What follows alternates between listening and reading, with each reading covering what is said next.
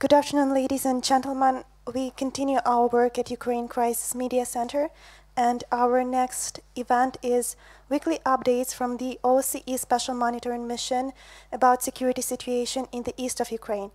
And now I give the floor to Mr. Alexander Hook, Principal Deputy Chief Monitor of the OSCE Special Monitoring Mission to Ukraine.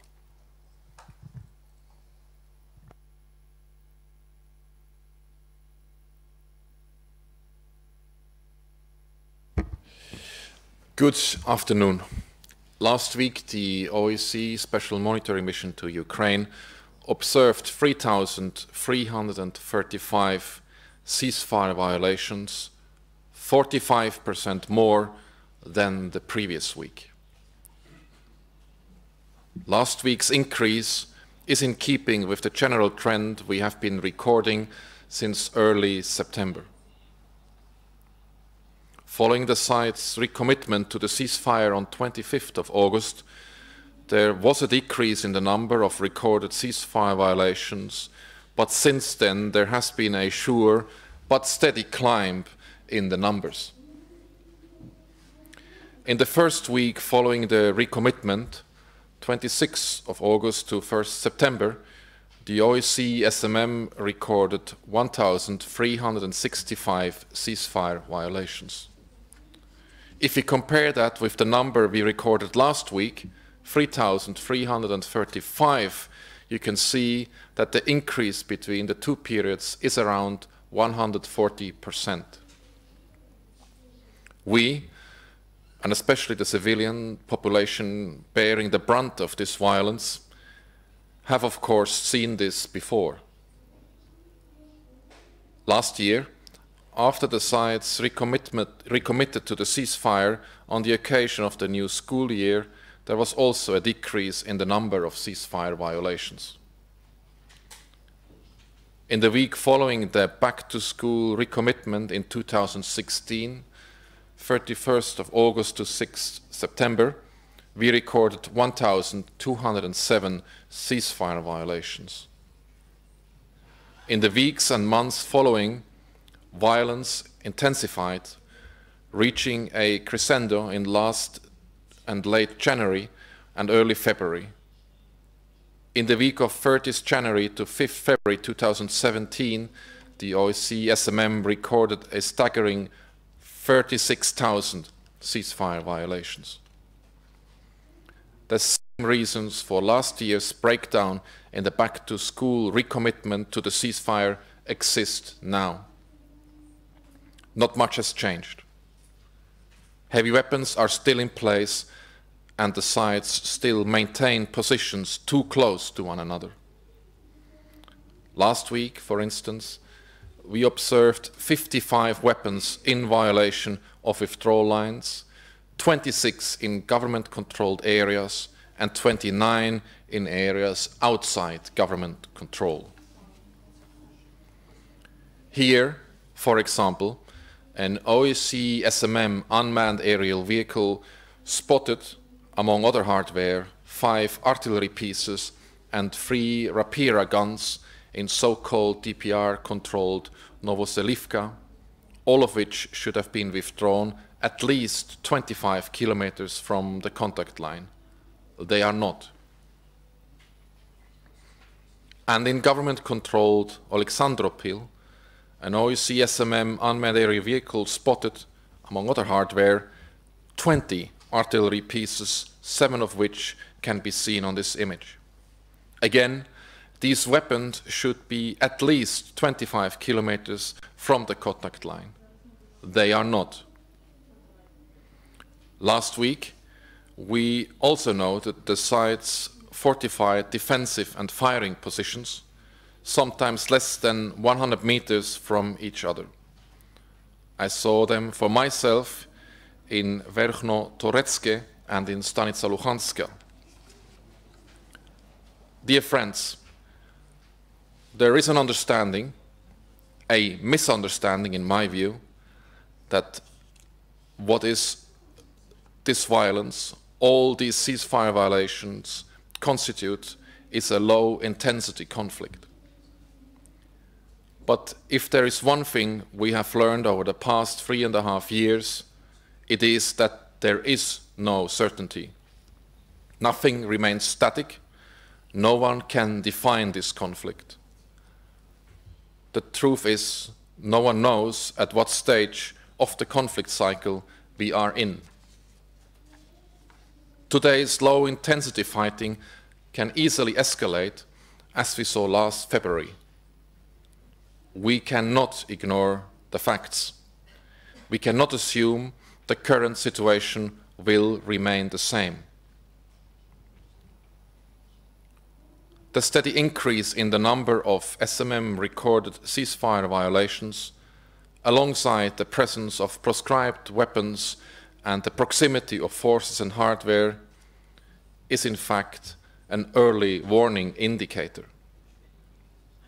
It is a warning, a wake-up call that we should all take seriously. We ignore this warning, this steady increase in the level of violence at our peril. If the conflict cycle is not to turn to the next stage, if escalation is to be avoided, the sides must take immediate action. They must, as they have already committed to doing in Minsk more than 3 years ago, withdraw weapons beyond firing range. They must disengage as they promised they would. They must do it now, before the conflict cycle turns, before it is, once again, too late. Dear friends, already in certain areas, we are seeing signs that the conflict cycle has turned. The OSCE SMM daily report of 14th of October, for example, outlines what happened in western Luhansk region the previous afternoon.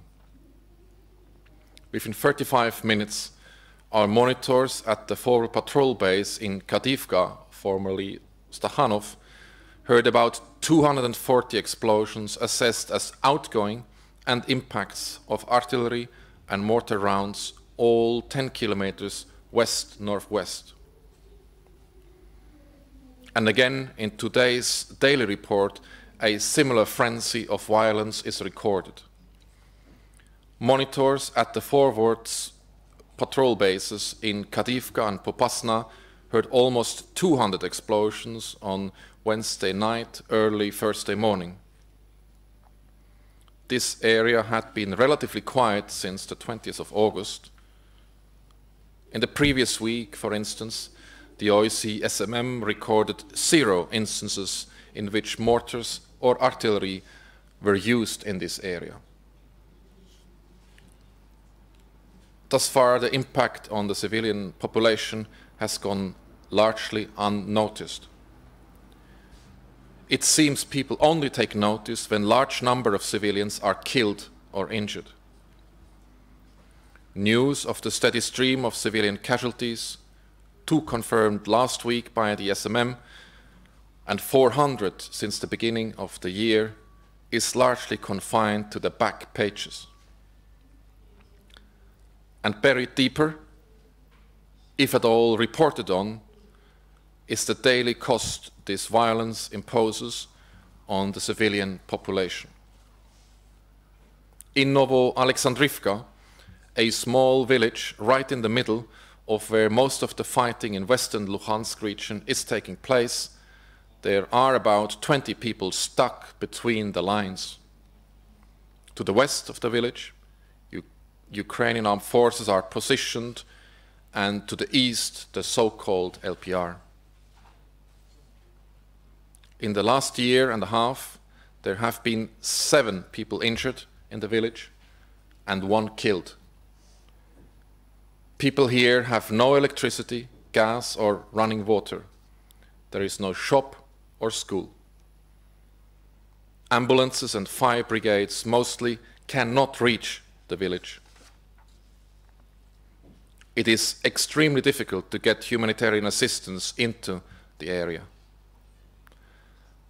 and the 20 or so remaining residents who have seen the village population fall from over 100 before the conflict are unable to move freely. This is the daily human cost of this conflict. It is a cost that may rise and may have to be paid by more and more civilians elsewhere if this conflict is not stopped now. In the meantime, there are people actively trying to alleviate the plight of the civilian population. All along the contact line, there are men with weapons, often killing and destroying. But there are others too, trying to repair and rebuild and to provide some comfort and assistance to the victims of this conflict. Last week, while in eastern Ukraine, I saw them for myself. D-minus around Marinka, allowing engineers into the gas distribution center there. Local authorities in Pavlopil trying to generate employment. Water and electricity repair crews in many places bravely trying to undo the destruction caused by others. Humanitarian organizations delivering coal, food, and other essentials. They are all, however, fighting against the clock. Not only will the winter make their efforts more difficult, but if the conflict cycle turns again, if there is an increase in the level of violence, it will be near impossible for these people to operate. The sides must ensure this does not happen. They must withdraw heavy weapons and disengage. They must prioritize the needs and well-being of the civilian population over their own requirements. Each side does, after all, claim to fight on behalf of the civilian population. It is time they match their deeds with their words. Thank you. Are there any questions?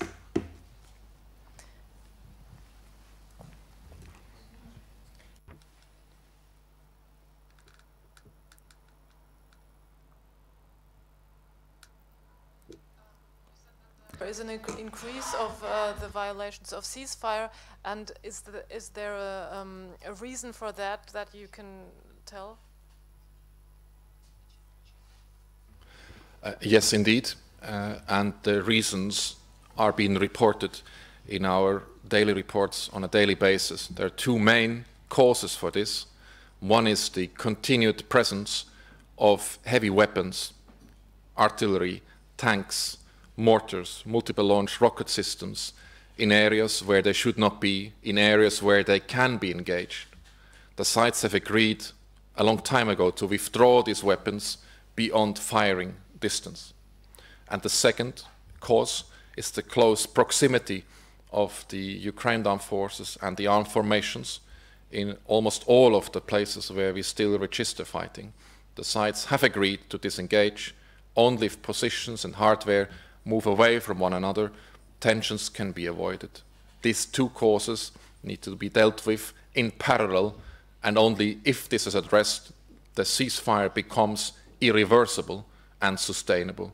At the moment, it is easy to be reversed, and it is not stable. Thank you.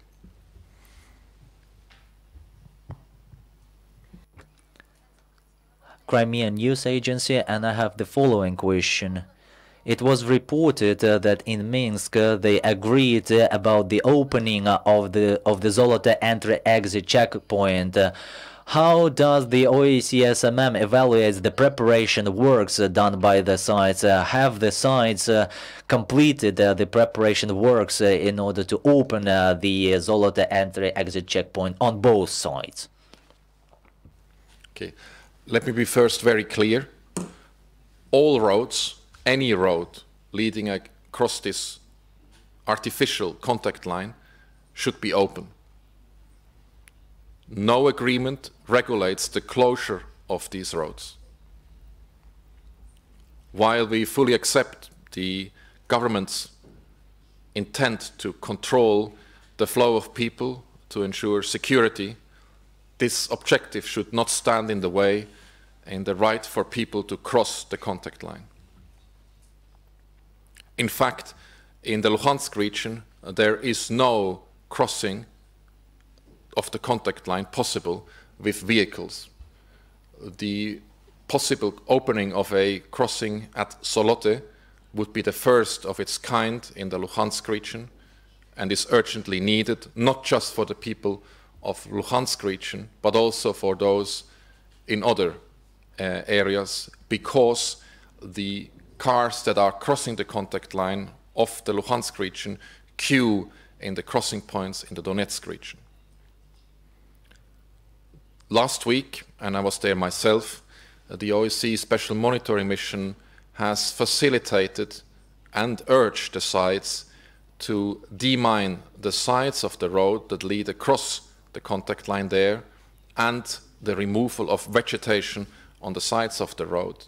This has happened to some degree, and you will find the results of that activity in our reports. We will continue to be there, and as we speak, there are 2 mirror patrols at this crossing point on the northern side, controlled by the government, and on the southern end in an area not controlled by the government.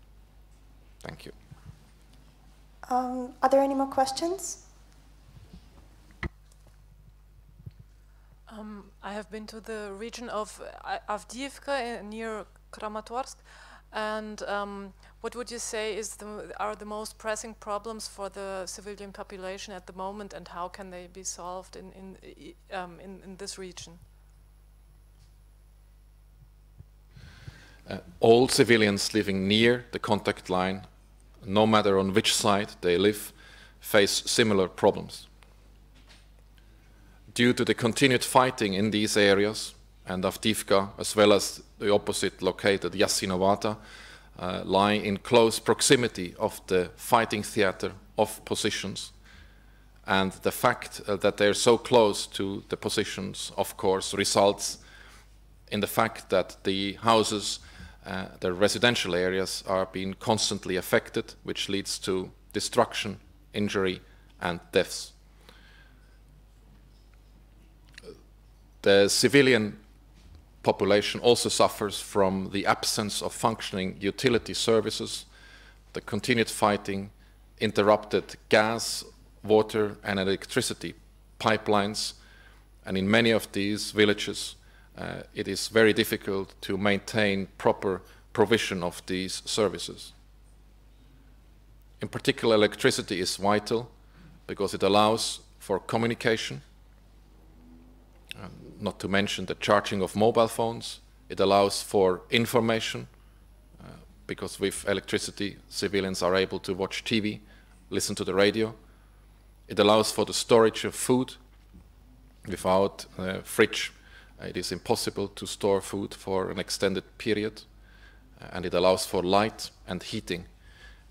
And in many places, the repair work would only take a few hours to be implemented, but the sites are unwilling to grant these windows of opportunities. And if they are granted, often the next day the situation remains the same as overnight fighting destroys infrastructure. Yet again, because the sites fail to address the underlying causes of the continued fighting, which is the close proximity and the presence of heavy weapons in areas where it should not be. And last, access for humanitarian assistance is incredibly difficult in these areas, and I've mentioned previously the example of Novo Alexandrivka in the western Luhansk region, where humanitarian aid is very difficult to deliver. Thank you. And if there are no more questions, that would be it for today. Thank you so much.